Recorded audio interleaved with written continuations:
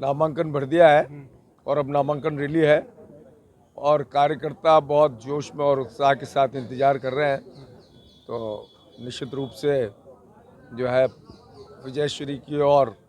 कार्यकर्ता इस बात को समझ रहे हैं कि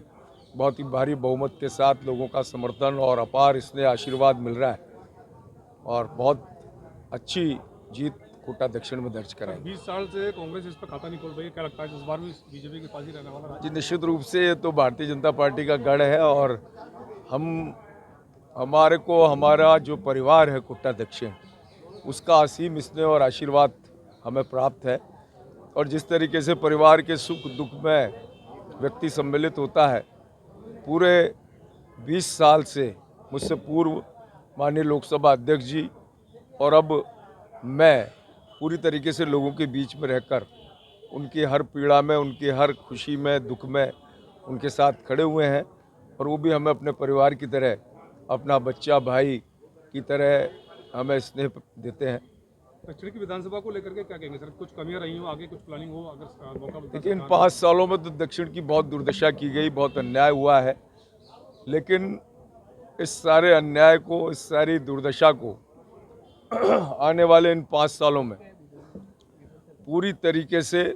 उन सारी चीज़ों की जो खामियां रही हैं उनकी पूर्ति की जाएगी और कोटा दक्षिण की धरातल पर जो मूलभूत समस्याएं थीं, चाहे वो पानी की समस्या का विषय रहा हो, उखड़ी सड़कों का विषय रहा हो, उजड़े पार्कों का विषय रहा हो, कोटा दक्षिण में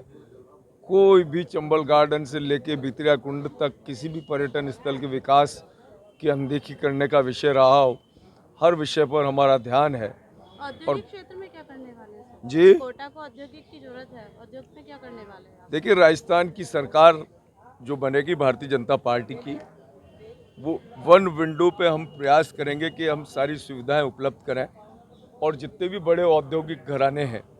उनको हम आमंत्रित करें और उनको जैसी सुविधाएं गुजरात, महाराष्ट्र आदि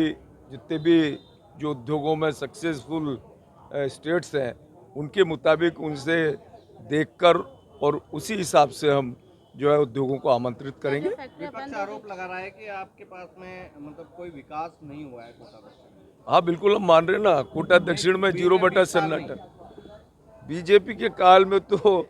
विपक्ष कहता है, लेकिन अब विपक्ष से हमें पूछना चाहिए कि सुपर स्पेशलिटी किसने बनाई, 30 करोड़ की लागत से मेडिकल कॉलेज का विस्तार किसने किया, कैथ लैब किसने लगाई, किडनी ट्रांसप्लांट का किसने लगाया, जो जीनियम सीक्वेंसिंग की मशीन थी वो किसने लगाई, जो कैंसर को डिटेक्ट करने वाली महिलाओं के स्तन कैंसर की थी वो 3.5 करोड़ की मशीन किसने लगाई, 132 kV GSS किसने बनाया, मोदी कॉलेज फ्लाईओवर किसने बनाया, दशहरा ग्राउंड में 75 करोड़ के जो कार्य किए उसका सौंदर्यीकरण किया वो किसने किया, वहाँ 550 करोड़ की सीसी रोड में क्या उन विपक्षियों ने, कांग्रेसियों ने की, या अथवा उन सभी पार्कों को जिसको हमने लगभग आज भी, जिनको हम 75 तो जिम और कम से कम 2 करोड़ की चेयर्स और इसके अलावा हर मोहल्ले में कम से कम 1.5 करोड़ के वाटर कूलर जो हमने दिए वो किसने करे, ये विपक्ष खुद देखना चाहिए। कांग्रेस प्रत्याशी का कहना है कि इस बार कोटा दक्षिण के गढ़ में सीधी एंट्री है, तो क्या उस एंट्री से बचने के लिए कोई उपाय किया क्या आपने? देखिए, खोखली बातें हैं और ऐसे हवाई फायर जो है, ये ऐसे हवाई फायर जो फायर करने वाले हैं वही कर सकते हैं, बाकी हम तो सीधे साधे जनता के सेवक हैं। इन फायरिंग की जो उनकी भाषा है